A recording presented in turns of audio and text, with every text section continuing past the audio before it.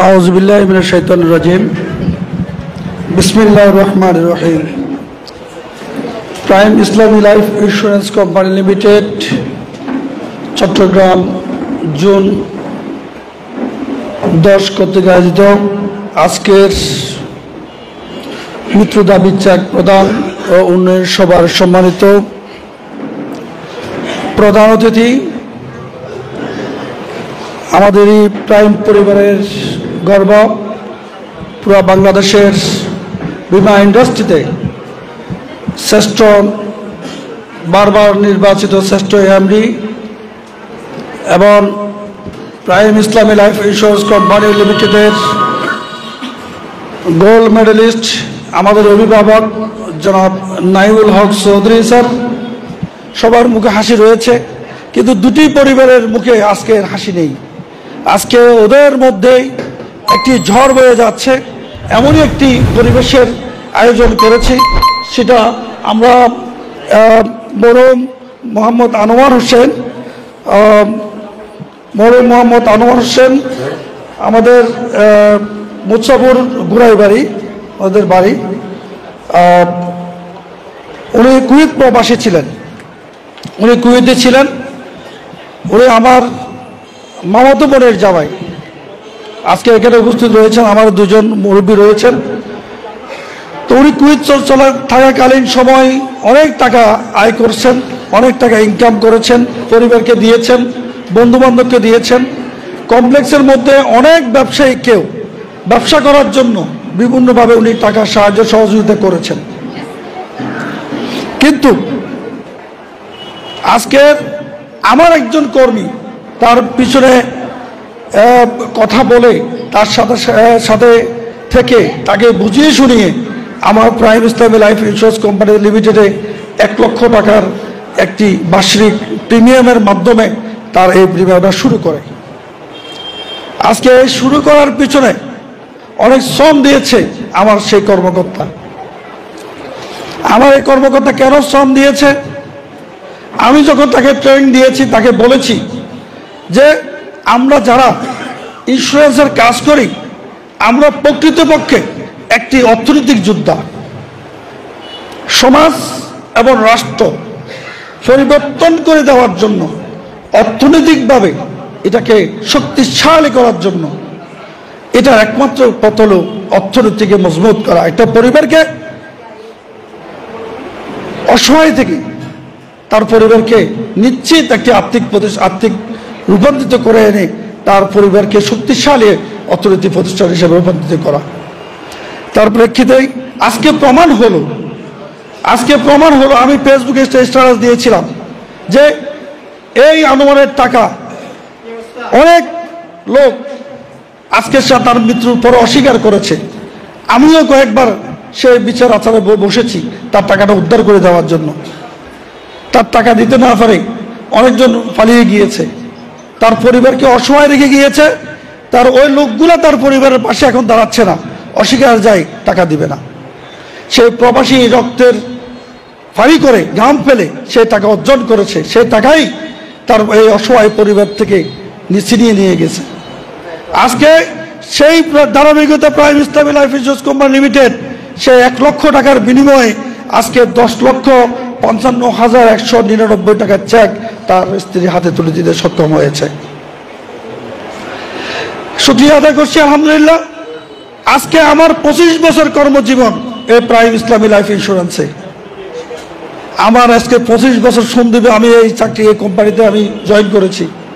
আমি চেষ্টা করেছি সন্দ্বীপের মানুষের জন্য কিছু করার জন্য। আমি দুষ্টামি করে আমার লোকদেরকে ওদের ট্রেনিং প্রোগ্রামে বললাম, আমার একটা স্বপ্ন আছে। আমার স্বপ্নটা হলো, সবারই একটা স্বপ্ন থাকে, সন্দ্বীপে আমি একসময় আমি এমপি হতে চাই, সন্দ্বীপে আমি এমপি প্রার্থী হব। সবাই হাসতেছে, বলে স্যার কি বলেন? তো এমপি প্রার্থী হতে হলে আমাকে প্ল্যান নিতে হবে, আমাকে পরিকল্পনা করতে হবে।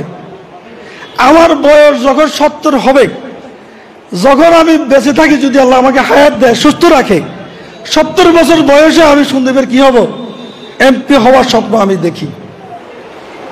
তাহলে এখন থেকে যদি পরিকল্পনা গ্রহণ করি, বর্তমান যে প্রেক্ষাপট, যেখানে অভাব বেশি সেখানে এমপি নির্বাচন করতে সহজ বেশি। ঢাকা 10 আসনে নির্বাচন করতে জনসভা করা লাগে না, একটি কার্ড পাঠা দিলে, একটা চিঠি পাঠা দিলে, একটা মেসেজ পাঠা দিলে ওই ঢাকা গুলশানের প্রভাবশালী শিক্ষিত এবং অর্থশালীরা তারা নিজ উদ্যোগে নিজে গাড়ি ভাড়া দিয়ে নিজে প্রাইভেট কারে করে গিয়ে সেখানে ভোট দিয়ে এসে এমপি নির্বাচন করে। আজকে আমরা দেখি শুধু অভাব যেখানে সেখানে দান বেশি, সেখানে স্বভাব বেশি, সেখানে দানের অনেক বেশি দান করে ভোট চাই, সেখানে আমার অনেক ভোটের বন্ডা বসে যায়।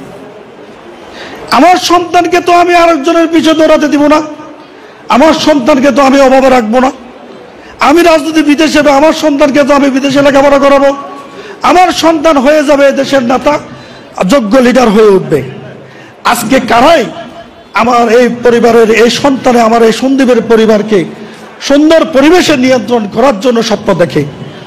এই প্রাইম ইসলামী লাইফ ইন্স্যুরেন্স কোম্পানির কর্মকর্তারাই স্বপ্ন দেখে কাজ করে যাচ্ছে।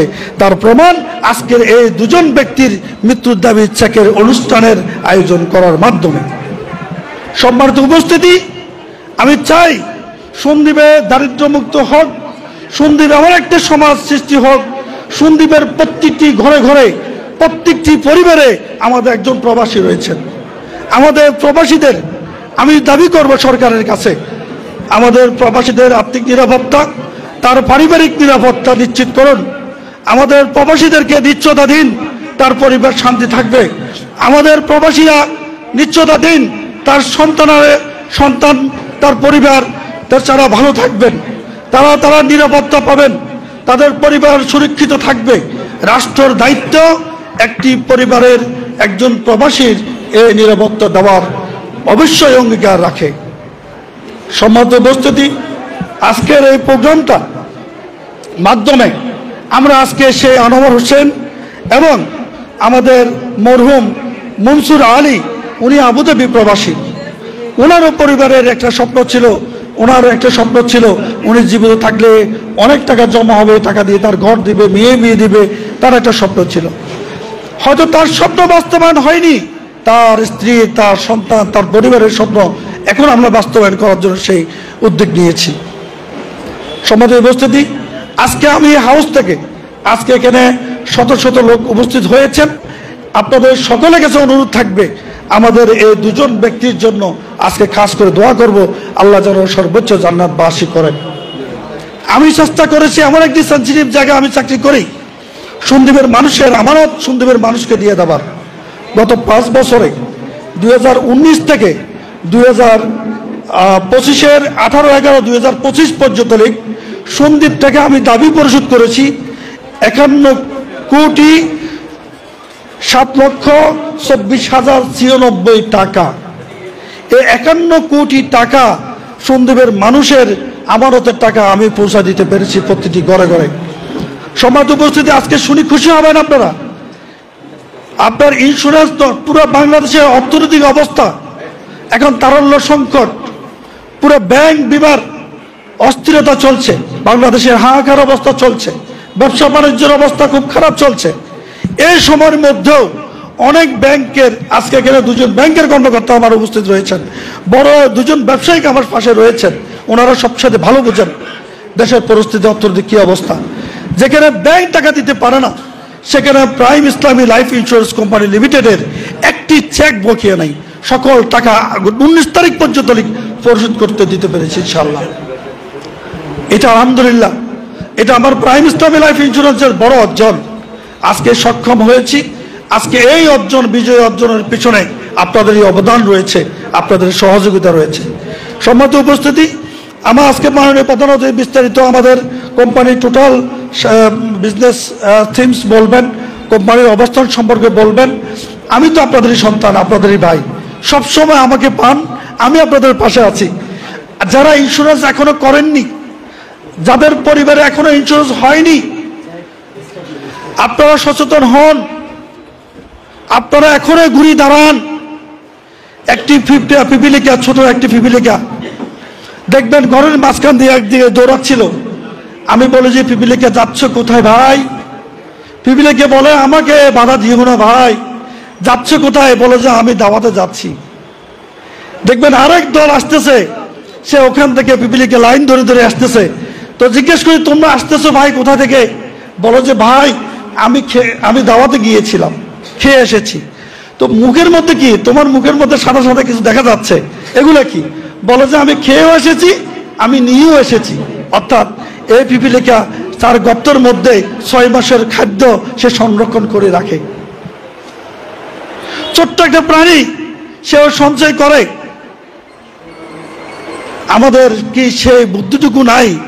আমার সন্তান আমার অনুপস্থিতিতে ভিক্ষা করবে, আমার সমাজের কাছে ভিক্ষা করে চলবে, আমার স্ত্রী ভিক্ষা করে চলবে, রাষ্ট্রের কাছে বিধবা ভাতা নিয়ে চলবে, আমি বৃদ্ধকালীন সময় আমাকে বৃদ্ধাশ্রমে যেতে হবে। এমনটা তো আমাদের সমাজ সভ্য রাষ্ট্র হতে পারে না। সভ্য রাষ্ট্র তখনই হবে যখন স্বয়ংসম্পন্ন হবে, সকল অর্থনৈতিক সবার কাছে সুনিশ্চিত হবে, আমার পরিবারের কোনোভাবে চিন্তা করতে হবে না। এটার নাম হচ্ছে ইন্স্যুরেন্স। বড় বড় ইন্ডাস্ট্রিগুলো ইন্স্যুরেন্স করা থাকে। পয়সাওয়ালা কখনো গরিব হয় না, ইন্ডাস্ট্রির মালিক কখনো ইন্ডাস্ট্রি হারা হয় না। আজকে গরিবেরা ঘর হারা হয়ে যায় একজন অভিভাবক যখন সে মৃত্যুবরণ করে, দুনিয়াতে থাকে না। এখন যখন আমার 10 বছর ওপর হয়ে যায়, আমার এই সঞ্চয়টুকু আমার পরিবারের জন্য বিশাল একটি কাজ দেয়। সম্মানিত উপস্থিতি, আজকের গুরুত্বপূর্ণ বক্তব্য দেবেন আমাদের মেহমানরা রয়েছেন। আজকে আপনারা যারা এসেছেন, আমি আপনাদের কাছে কৃতজ্ঞতা জানাচ্ছি, আপনাদেরকে অভিনন্দন জানাচ্ছি, ধন্যবাদ জানাচ্ছি। আমাকে আগামী দিনগুলোতে সন্দ্বীপের যেন সেবা করতে পারি, সন্দ্বীপের মানুষের অর্থনৈতিক যেন আরো মজবুত করতে পারি, আমাদেরকে যেন কেউ চোখ রাঙ্গায় কথা বলতে না পারে, সেই ব্যবস্থা হলো একমাত্র অর্থনৈতিক ব্যবস্থা। আপনার পরিবারকে সুরক্ষিত রাখুন, আপনার পরিবারকে অর্থশালী করুন, দেখবেন আপনার পরিবার সমাজের মূল্যায়িত হয়ে যাবে। আর না হয় আপনার সন্তান মসজিদের জুমার নামাজের মসজিদেও জায়গা পাবে না।